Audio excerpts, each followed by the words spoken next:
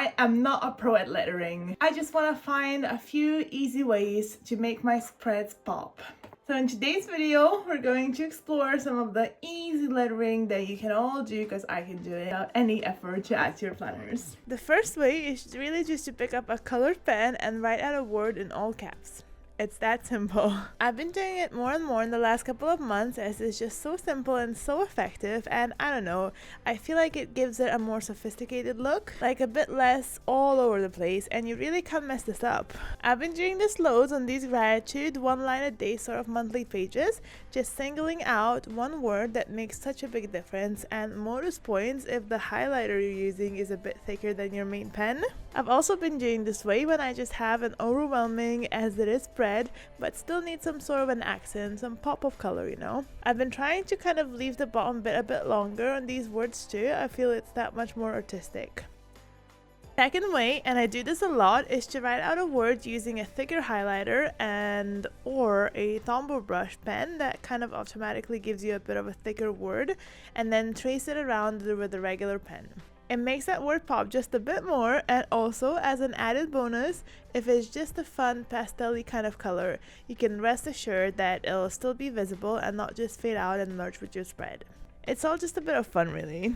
I don't put much emphasis on how the word itself is written, just whatever happens. If I'm using these zebra mite liners, just use the highlighter side and let it do its magic. You can go for a black pen for the tracing, or you can choose a fun matching color. I feel like the tracing color is better being a darker shade though.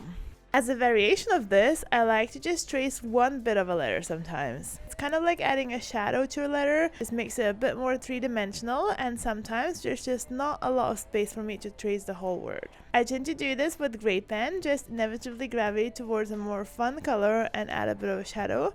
Just, you know, on a different side. I wonder if I could add shadows to my letter sometimes, maybe the ones fully traced. Would have to give it a serious consideration.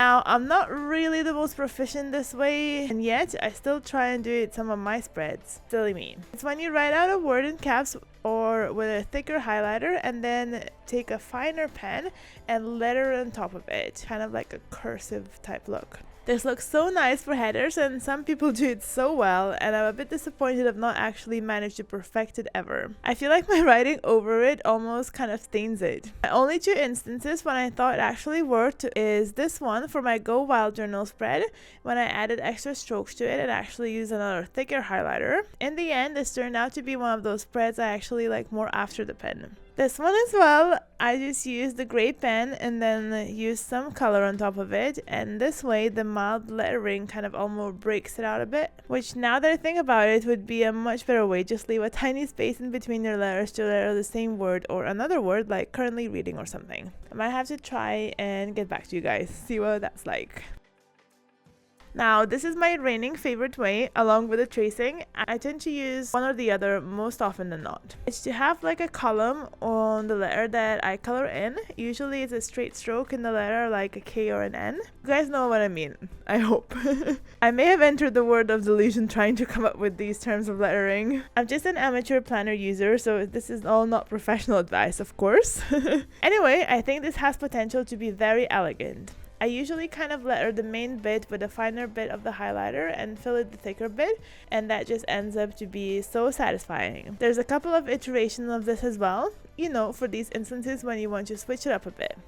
First, you can always just leave the thicker boxy bit uncolored, give it that shallow feel like this Barbie spread.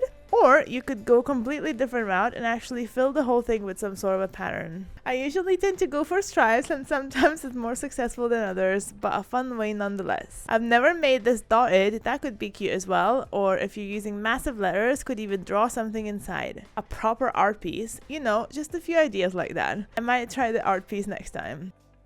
Finally, it's the fall calligraphy, or actual calligraphy if you're any good and have the skills and pens to do it. I don't do this often, mostly because my calligraphy really sucks, but the idea is to mimic real calligraphy. You write out your word in cursive, which actually is the way I was taught to write, and then you color in the downward strokes so it's all nice and neat. I only have a couple of spreads like this. I feel like when I first started watching planner videos, I was definitely thinking I can do this, but didn't bother to practice or anything, so just settle for this. And I feel like it just has to go with the mood of the spread, you know. I tend to go for the other ones, but this definitely is an option if you're a natural calligrapher or just more talented.